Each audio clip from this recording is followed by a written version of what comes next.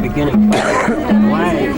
Why has everything that I've heard and everything that I've seen saying women's rights, why do you have to use Romulus and nuclear weapons to use it as a stepping stone?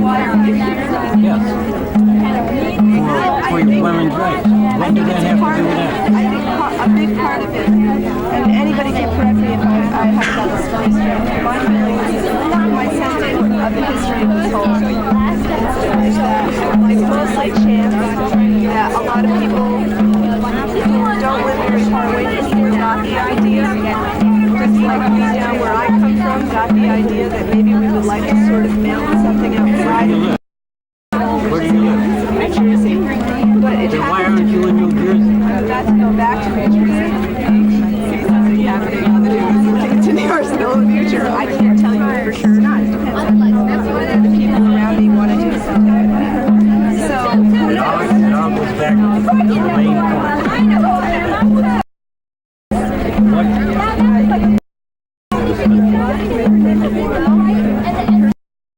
I always get upset with people. I've done lots of things. I've been on the ambulance for years. I've saved people's lives. I know that there are people alive today in this country because I was there. I bothered to get trained. I bothered to be responsible. I bothered to intervene. I've taught people how to write good English. People can read and write because of me. Right now, that's what I've done for this country. Right now, you're protesting nuclear weapons being started to send army depots. Have you been in the countries where people have been taken over because not having the strength to protect themselves? No. That's what you're asking right now. States to weaken themselves, and the minute that we are not as strong as the communist countries, we are under blackmail. They say either you submit to us. Peace only comes through strength. Don't you understand that? The minute the United States pulled out of Vietnam, we're pulled home. Wait a minute. You know what bothers me about the discussion? What happened? Well, I want to back to the first question, and then I'll try to deal with the second question. Because you know what the answer is that they were taken over. Okay, we go back to the first question, which was, this whole thing about if we weaken ourselves, if we dismantle nuclear weapons to zero and allow the Russians to keep theirs, that they might blackmail us or nuke us. We won't be able to do anything.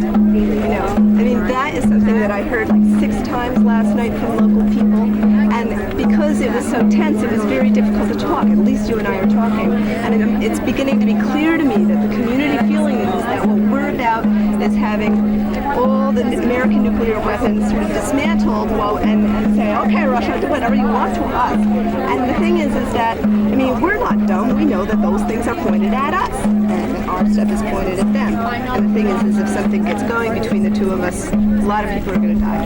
And the thing is that we aren't asking the American government to dismantle. You're asking them to stop where we are right now. You know what I would like to see? I'd like to see an international. You don't want to see the Pershing missile. I'd like to see them at least start with a moratorium on the Pershing missiles. I'd like to see them we have people trying to negotiate a freeze. Governments are trying to work on it, but until it is made, it's not quite true. We haven't gotten to the point of negotiations yet.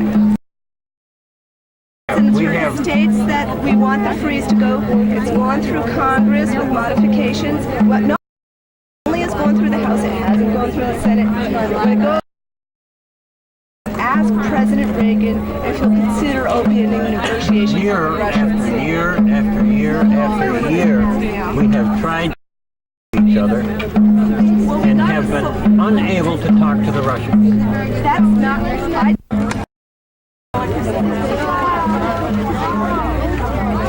Give me orders, Ms.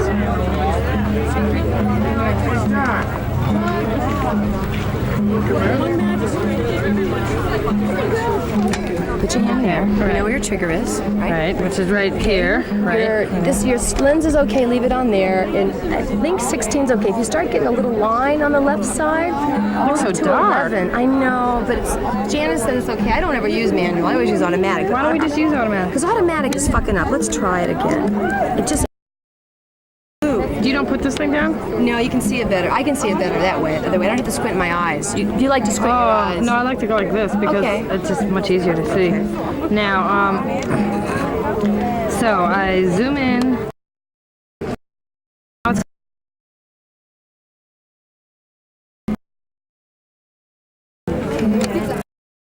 that's not white balance. That doesn't matter.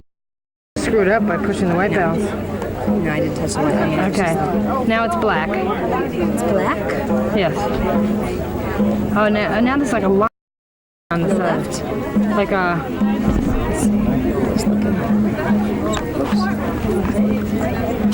Yeah. When you got a line on the left, it's not dark. You're just looking at grass. Move it around to something. Get an image. You don't know what I mean by dark and a line on the left. You can't... Describe it again to me. Look at how it's like a white streak down the left-hand side. Yeah, that means you're not enough light. That's when you want to open it, maybe? That's closing it. 16? Oh, sweetie. On a camera, the higher the number, the smaller the hole. Okay, because you got a lot of light out here. Okay. So if you want to open it... Do it again. Okay, how's that? That's better. Okay. That's opening it. Sorry. Okay, peace. But it's so bright out here. It shouldn't be on 8. Okay, well...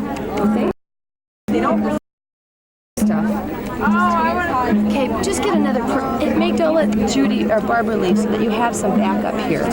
Okay, and the trigger is with this thing. Right. Trigger here. Okay, kiddo. Okay. Barbara.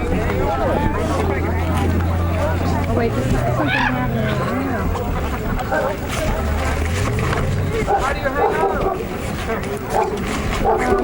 Helen? Barbara? Could you do audio for me because Claire's going away? Claire's going to the bathroom for dinner. And I have to do camera. I don't know if I can. It's only... So Helen, do you think you could help? Okay. Okay, go to it. Now, do I have to push you out of pause? No, you shouldn't be in pause.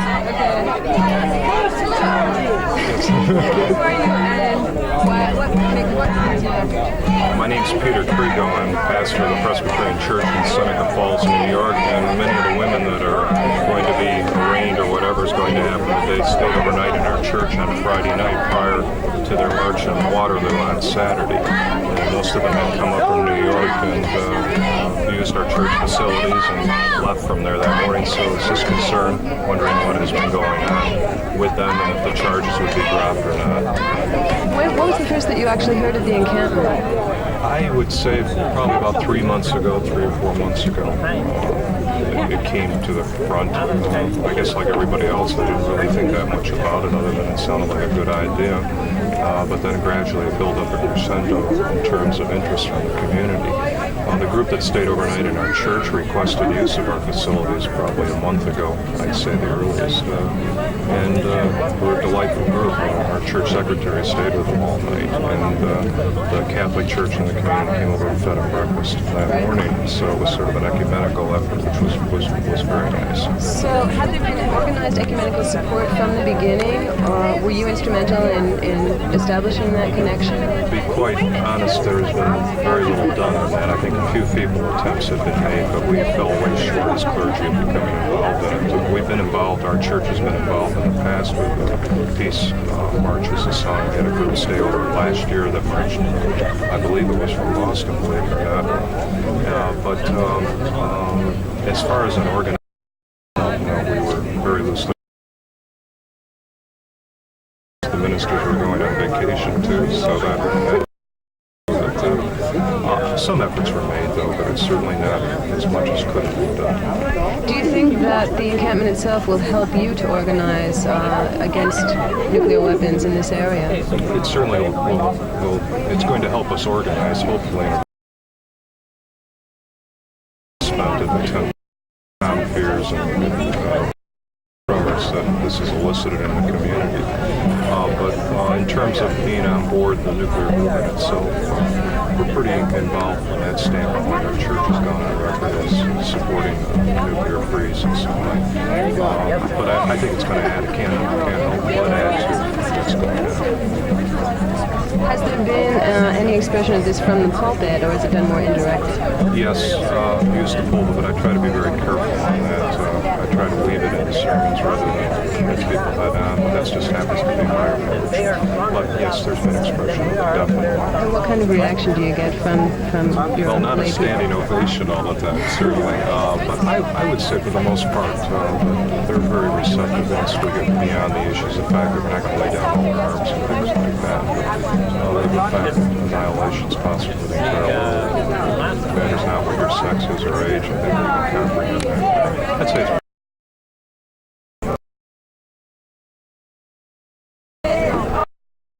Have you seen any new dialogues opening up since the incident at Waterloo? interestingly enough, I was at a Rotary Club. I'm a member of Rotary yesterday, and the of the women's encampment was there to speak about it. And just for the very fact that she was invited to come, and her speech as well was not booed out, and so that's not a negative comment by the Rotarians, but certainly in this community there was some animosity. But she was very well received. Granted, there were some heated feelings, but I would say for the most part, very intelligent questions, and she was able to present her case, present the issues at hand, and the questions were very good. So I'd say that's very positive, whereas before she never would have even been allowed to spoke on. So I see that as being very positive. Some of the reactions have been very That was a positive. direct result of the Waterloo incident? I think so. I think a lot of townspeople are very concerned about what happened, embarrassed, frustrated, realizing the potential for violence and so on. We can't allow that to happen. We in Seneca Falls, of course, as every town has its own pride because of the birthplace of women's rights. So we want to try to maintain that integrity as much as possible. And it's a new awareness for us. So we have a tradition of not only from a Christian standpoint, but from the community standpoint. So I would say, in a positive sense, that people are much more aware than ever before. I think the women's encampment is welcome. Thank you very much for talking to us.